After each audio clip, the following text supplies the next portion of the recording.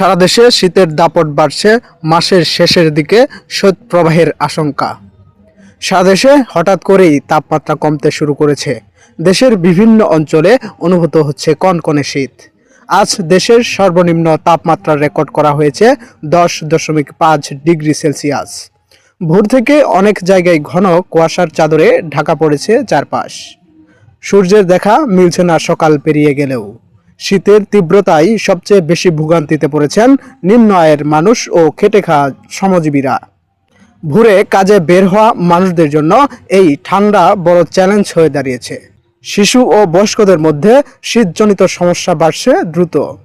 আবহাওয়া অধিদপ্তর জানিয়েছে, এই শীতের ধারা এখনোই শেষ হচ্ছে না, বরং সামনে দিনগুলোতে তাপমাত্রা আরও কমতে পারে। মাসের শেষের দিকে দেশের উপর দিয়ে শৈত্যপ্রবাহ বয়ে যাওয়ার সম্ভাবনা রয়েছে।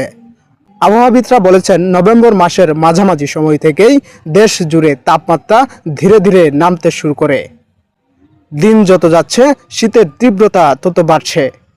বিশেষ করে উত্তর ও পশ্চিমা অঞ্চলের পাশাপাশি মধ্য অঞ্চলেও শীতের প্রভাব স্পষ্ট। বাংলাদেশের কিছু অঞ্চলে এমনিতেই গ্রীষ্মকালে যেমন প্রচণ্ড গরম অনুভব করে, ঠিক তেমনি শীতকালে সর্বনিম্ন তাপমাত্রায় জনজীবনে নেমে আসে চরম দুর্ভোগ। এবছরেও তার ব্যতিক্রম হচ্ছে না। এদিকে ঋতু পরিবর্তনের প্রভাবে হাসপাতালগুলোতেও বাড়ছে রোগীর চাপ।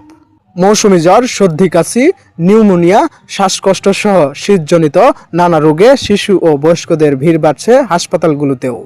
চিকিৎসকরা সতর্ক করে বলেছেন, এই বৈরী আবহাওয়া সব বয়সের মানুষকে বাড়তি সাবধানতা অবলম্বন করতে হবে। বিশেষ করে বাসি বা খোলা খাবার এড়িয়ে চলা, খুব ভোর বা গভীর রাতে প্রয়োজন ছাড়া বাইরে না যাওয়া, শিশু ও বয়স্কদের উষ্ণ পোশাকে ঢেকে রাখা, ঠান্ডা লাগলে দ্রুত চিকিৎসকের পরামর্শ নেওয়া।